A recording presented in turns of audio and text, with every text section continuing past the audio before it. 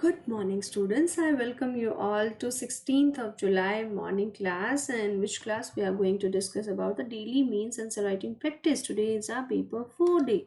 So let's start. So paper 4 में हम बहुत important question मैं आपके लिए लेके आई हूँ. तो question would be like हमारा ethics से related होगा. As you know, ethics का हमारा पेपर होता है. तो इससे रिलेटेड बहुत इंपॉर्टेंट जो पॉइंट्स होते हैं जो हमको हमेशा किसी भी क्वेश्चन में काम आते हैं और एथिक्स का बेसिक्स बनाने के लिए बहुत ज़रूरी होते हैं. दैट वुड बी लाइक, और आज 16th of July morning 10 AM है.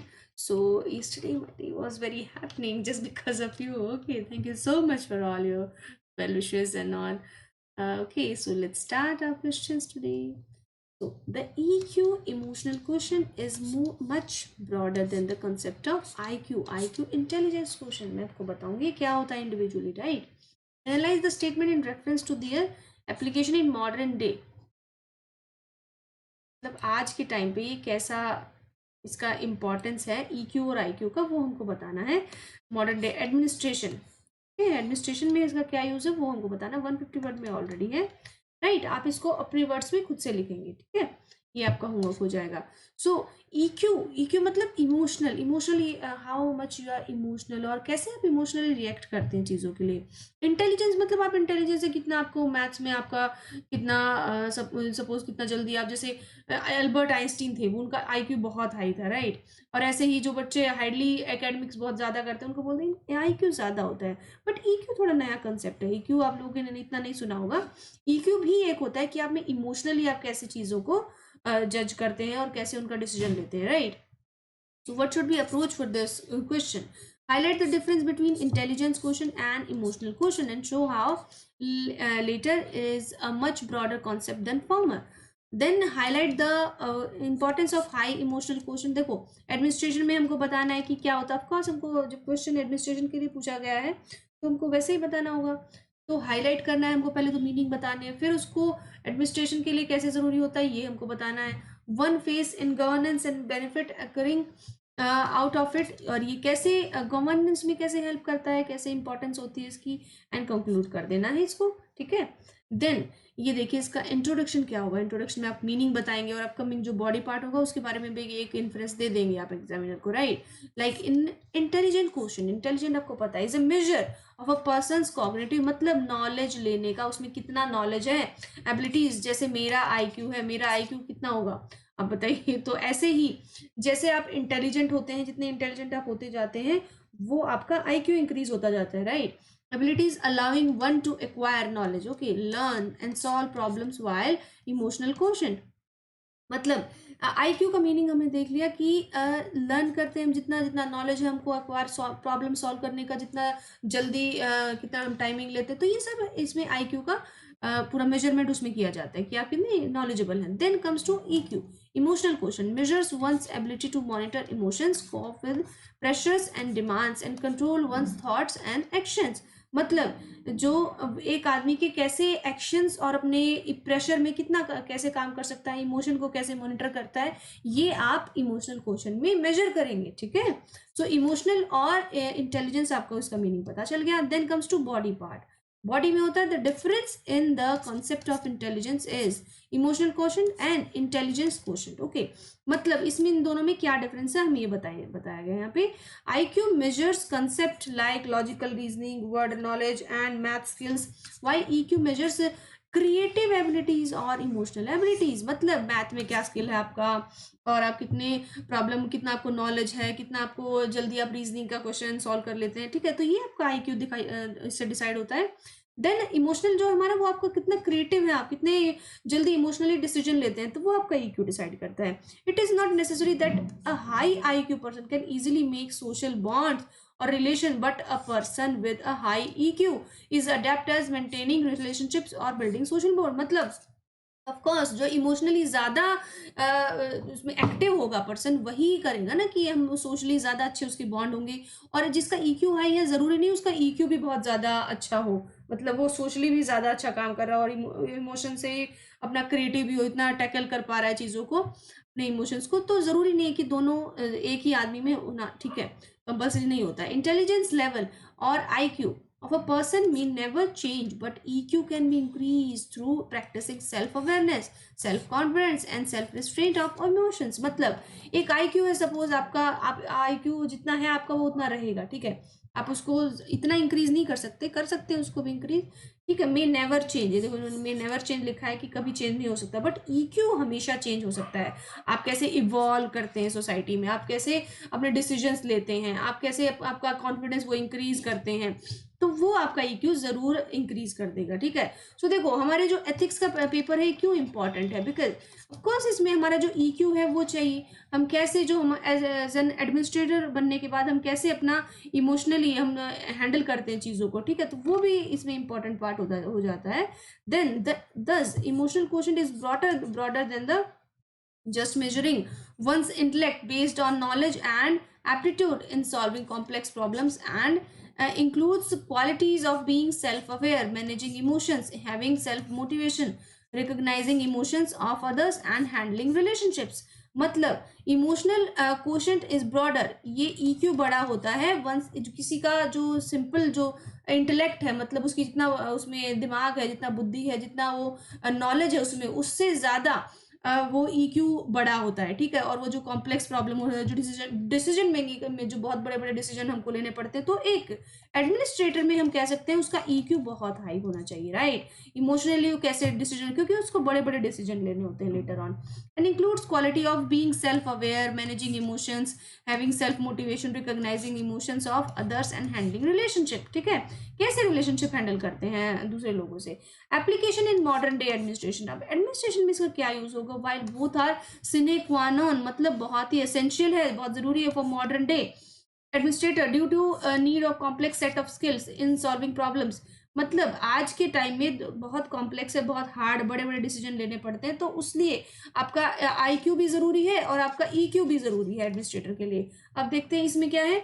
Solving problem ability to analyse data patterns, wide knowledge etcetera, to work efficiently and competitively, but it is strong emotional quotient that adds to the quality life and stable mind in face of constant disruptive instances like change in work culture, manage personal life, remain motivated in constant failures. मतलब ये सब जरूर चीज जो situation आती हैं एक administrator की, एक नॉर्मल इंसान के भी, कि कैसे कांस्टेंट फेलियर उसको मिल रहा है, तब कैसे स्ट्रांग रहना है, पर्सनल लाइफ में कैसे बुरा हो रहा है, तो भी फिर आपको अपनी वर्क स्टेशन पे उसको नहीं दिखाना है, राइट। तो ये सब चीजें होती है, आपकी EQ डिसाइड करता है कि आपका कितना हाई EQ है।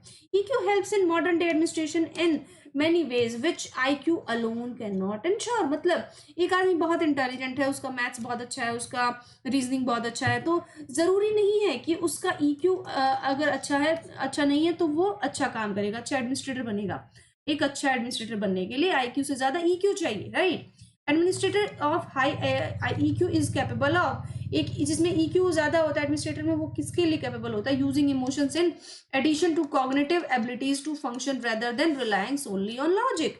मतलब आपको कॉग्निटिव एबिलिटीज, आपकी जो नॉलेज है, वो आपकी जो माइंड आपको उस टाइम पे कैसे डिसीजन लेने के लिए बोलता है, तो वो डिपेंड करता है कि आपका EQ कैसे वर्क कर रहा है, ठीक है। Appealing to emotions to convince someone rather than using facts alone. मतलब किसी के इमोशंस को लेके ज्यादा आप समझ पा रहे हैं उसको, जबकि आप सिर्फ फैक्ट्स देखे कि एक सपोज एक आपका डिस्ट्रिक्ट है, आप डिस्ट्रिक्ट हैंडल कर रहे हैं बीइंग अ DM, ठीक है, तो DM बनने के बाद अगर वहाँ पे फ्लड आ जाता है उस डिस्ट्रिक्ट में, तो आप सिर्फ ये नहीं देखेंगे कि हमारे वहाँ पे इतना हमारे पास फंड है, हमको सिर्फ यही करना है, हम सिर्फ इतना ही कर सकते, बल्कि जो एक्चुअल लोगों का नीड होगा, आप उनके पास उनसे मीटिंग करेंगे, उनके परेशानी जानेंगे, तो वो आप उनका EQ समझ जाएंगे ना, कि अगर आपका EQ हाई होगा तो ही आप ऐसे डिसीजन लेंगे अकॉर्डिंग टू देयर नीड, ना कि जो आपके सिर्फ आपको फैक्ट्स या रिपोर्ट्स आपको बोलती हैं। तो ये एक एडमिनिस्ट्रेशन के लिए बहुत जरूरी होता है। And knowing how to motivate separate individuals as opposed to treating everyone the same। मतलब जो आपका इंडिविजुअल्स हैं वो आपको कैसे ट्रीट करते हैं, जो मोटिवेट करते हैं, आप उनको मोटिवेट कर पाएंगे, ठीक है। और सेपरेट इंडिविजुअल्स को, suppose wherever you are working as a professional, तो वहाँ पे आप सेपरेट इंडिविजुअल को कैसे मोटिवेट करते हैं, सपोज बीइंग अ टीचर मैं आपको कैसे मोटिवेट करती हूँ, ये भी EQ का पॉइंट हो जाता है कि ये जरूरी नहीं कि हर जगह इंटेलिजेंस ही काम आती है, राइट, कई बार इमोशंस भी काम आते हैं। ओके। और सबको सेम वे में ट्रीट नहीं करना होता है कि इंडिविजुअली सबकी नीड्स अलग होती हैं, राइट? तो हमको सबको पर्सनली सबको हैंडल करना होता है। Knowing how and why rather than दस नोइंग व्हाट, मतलब कैसे और क्यों हुआ और इसके बजाय कि क्या हुआ, राइट? हमको उस पे ज्यादा वर्क करवाता है EQ, right? Good interpersonal skills and less prone to aggression, मतलब ज्यादा गुस्सा नहीं आना, बहुत मुश्किल सिचुएशन होती है तो उसमें इंटरपर्सनल की हमारी एक दूसरे को हैंडल करने की, जो लोगों से मिलके उनको, लोगों की जो सिचुएशन है उनको हैंडल करने का स्किल्स को हम बोलते हैं interpersonal skills. Increase level of commitment, trust worthiness and consciousness, ठीक है, मतलब कॉन्शियसनेस, मतलब कि आपका जो ईक्यू है वो आपको हेल्प करेगा जो कमिटमेंट है वो करने में, ट्रस्ट वर्दीनेस आपका बढ़ाने में, लोगों का के मन में आपके लिए ट्रस्ट बढ़ रहा है, तो ये ईक्यू ही आपका डेवलप करता है। और पर्सनली मेरे लिए भी अगर कुछ इंपॉर्टेंस है तो वो ईक्यू ज्यादा इंपॉर्टेंस होता है ना कि आईक्यू। आईक्यू तो हम एक जगह वो फिक्स है, वो इंक्रीज भी हम चाहें तो कर सकते हैं थोड़ा और मेहनत करें तो, बट ईक्यू हमारा जो होता है ना वो हमारे इंटरपर्सनल स्किल्स, सोशली हमको बिल्ड करने में और हमारे जो रिलेशनशिप्स हैं उनको बिल्ड करने में हमारा ईक्यू ही ज्यादा हम मैटर करता है लाइफ में, right? Ability to bounce back them setbacks from setbacks and become change catalyst, right? मतलब जो आपके साथ कुछ सिचुएशन जो खराब हो रहा है आप उसको सेटबैक कैसे आप उसको मैनेज करेंगे, तो ये स्किल भी ईक्यू के अंडर आता है। Using better communication of thoughts, of course आप अपना जो थॉट्स है वो आप अच्छे से बता सकते हैं। अगर आप इमोशनल है और सामने वाले का आप इमोशन समझ रहे हैं तो उसके अकॉर्डिंग ही आप उससे बात करेंगे ना। इंकलकेटिंग एनहेंस्ड लीडरशिप ट्रेड्स, मतलब अगर आप दूसरे लोगों से इन्वॉल्व होते हैं तो आपका लीडरशिप ट्रेड, जो लीडरशिप क्वालिटी है वो आपका इंक्रीज होता है with the help of EQ, right? Appreciating diversity and performing multiple task and force, मतलब आपकी जितनी भी डिफरेंट जो भी टास्क और फोर्स आपको मिली है तो और आपका फोकस है वो ज्यादा इंक्रीज हो जाता है, ठीक है? और जो डाइवर्सिटी के साथ आप अपना अच्छे से वर्क कर पाते हैं एडमिनिस्ट्रेशन में। Then what comes to conclusion, conclusion में हम क्या लिखेंगे, वे फॉरवर्ड लिखते हैं हम किसी भी चीज का। सो building social bond, physical and mental relationships reflect resolution, high moral standard and leadership qualities are essential for modern day administrator for affecting good and ethical governance, मतलब आज के समय में गुड और एथिकल गवर्नमेंट हमारे लिए, एथिकल वर्ड हमको जरूर यूज करना है क्योंकि हम एथिक्स के पेपर में लिख रहे हैं, राइट?